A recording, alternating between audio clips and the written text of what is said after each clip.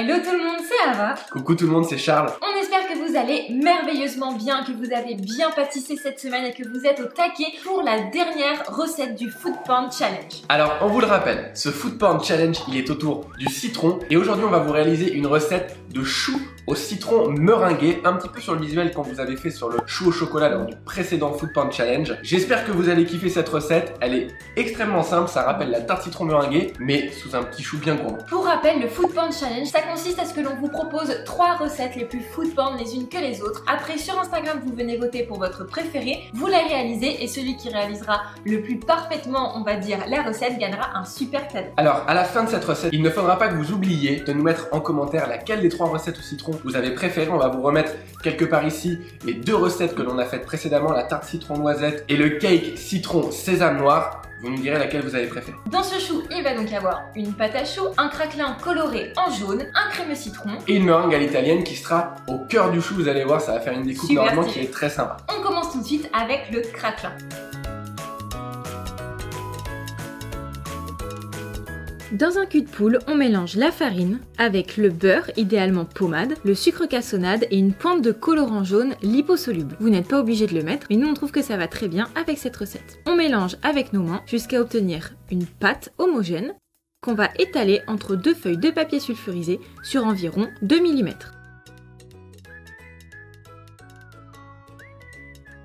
On peut ensuite enlever la feuille supérieure et on vient détailler des cercles d'environ 5 cm de diamètre. Et on place le tout au congélateur pendant 30 minutes. On récupère ensuite nos craquelins et on vient les détailler pour récupérer les beaux cercles de 5 cm. Puis on les replace au congélateur jusqu'à utilisation.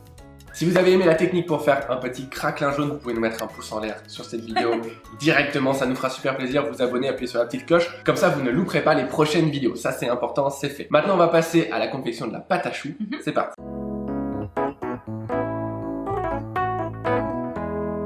Dans une casserole, on va mettre le beurre avec la pesée de miel, l'eau et le lait.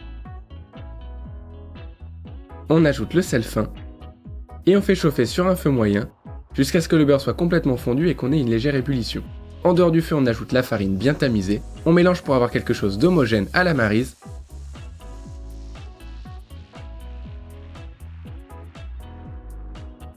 Et on va remettre sur le feu un feu doux à feu moyen pour dessécher notre pâte à choux. Pendant environ 1 minute jusqu'à ce que ça accroche légèrement dans le fond de la casserole. À ce moment-là, on réserve notre panade dans un grand bol et on va ajouter petit à petit la pesée d'œufs battus.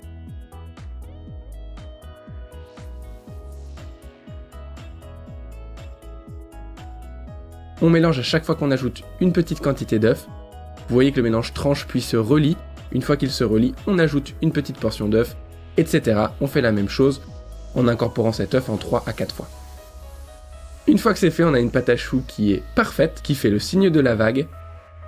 Puis à l'aide d'un emporte-pièce de 3 cm mouillé et trempé dans le sucre glace, vous pouvez faire des petits marquages sur un tapis en silicone ou une feuille de papier sulfurisé. Et à l'aide d'une poche munie d'une douille lisse de 10 à 12 mm, vous pochez des choux qui rentrent à l'intérieur de ce dessin. Vous y déposez votre craquelin bien froid en plein milieu et vous cuisez 15 minutes à 180 suivi de 10 minutes à 160 degrés. On a des beaux choux avec des jolis craquelins bien jaunes. On continue avec le crémeux où on va ajouter un petit peu de basilic parce que citron basilic c'est vraiment un accord parfait.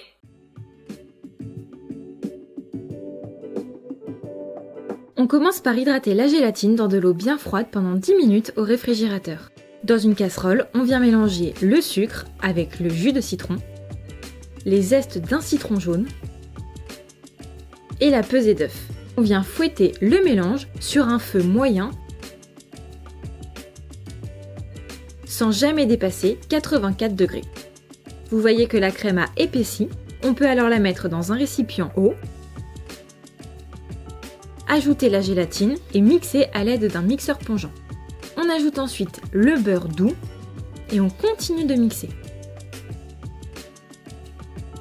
Ça va donner une belle texture soyeuse à notre crémeux. Ensuite, on va pouvoir ajouter les quelques feuilles de basilic ciselées. Là, vous mettez la quantité qui vous plaît à vous, évidemment. Nous, on en a mis 4 ou 5. Et ensuite, on vient tamiser notre crème dans un tamis assez fin pour éviter que notre crème citron ressemble à une béarnaise.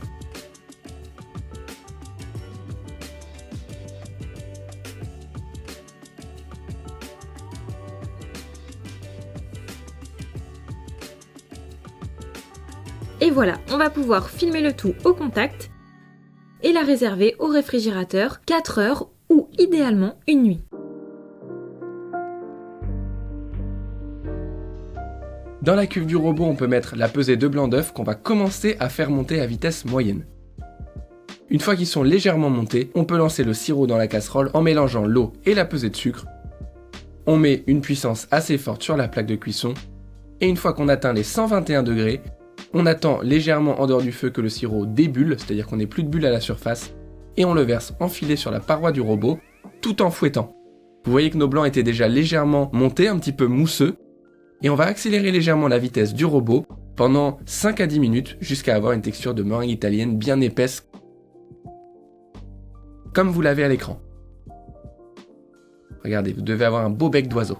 On va mettre ça en poche munie d'une douille lisse de 10 mm.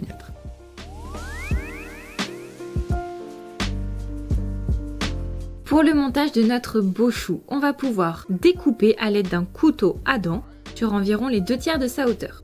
On remplit ensuite la base de crémeux citron que l'on a mis dans une poche munie d'une douille petit four.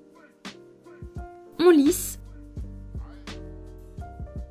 puis on poche une belle boule de meringue que l'on vient chalumeauter. On ajoute ensuite notre crémeux citron sur tout le tour de notre meringue pour donner du volume à notre chou. On vient zester un citron jaune. À l'aide d'un emporte-pièce de 3 cm, on détaille le chapeau de notre chou, puis on l'ajoute, puis on l'appuie légèrement pour ajouter de la gourmandise.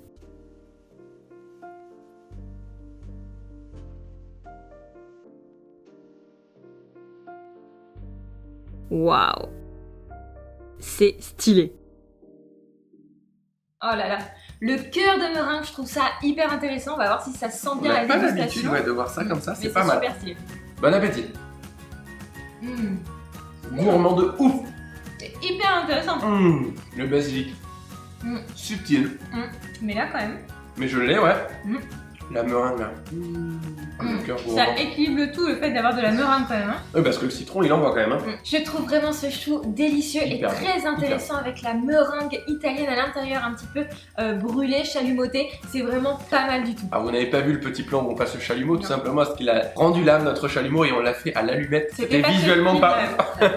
Faites-le au chalumeau, ce sera encore mieux. Si j'ai une seule remarque à faire sur ce chou, et c'est pas quelque chose de grave parce que moi ça ne me dérange pas, mais la crème citron, elle a vraiment pas mal de goût de beurre. C'est la recette de Cyril Lignac, elle est très beurrée. Si vous n'aimez pas trop ce goût de beurre sur une crème citron, on vous conseille de faire la recette soit de ganache montée du marbré citron sésame noir, soit du crémeux qu'on a fait dans les tartelettes au citron qui ont beaucoup moins le goût de beurre. Donc c'est à vous de voir. Adaptez-vous, testez les choses pour vraiment trouver le crémeux qui vous correspond le mieux, parce que ici on vous propose des recettes, mais le mieux c'est que vous vous adaptiez pour pouvoir faire ce qui vous plaît à vous. Ceci dit, si vous voulez vraiment pouvoir vous adapter, il faut d'abord comprendre la pâtisserie. Et nous, on s'est efforcé de créer, comme vous le savez, des ateliers virtuels qui vous permettent de faire ça, comprendre beaucoup mieux plutôt que de réaliser des recettes un petit peu bêtement, même si le mot est mal choisi. Vous voyez ce qu'on veut dire? On vous a d'ailleurs mis le Solidarity Pack comme d'habitude en description, qui vous donne gratuitement un extrait de 6 vidéos de nos ateliers virtuels. Vous n'avez qu'à mettre votre adresse mail, c'est en description, et vous allez progresser à vitesse grand V. Ah oui, et n'oubliez pas de nous mettre en commentaire quelle recette du Food Porn Challenge autour du citron vous avez préférée. On vous embrasse, pâtissez bien, et on se retrouve dans une prochaine vidéo. Ciao. Mouche-moi, c'est mignon. Non, il y a des mouches.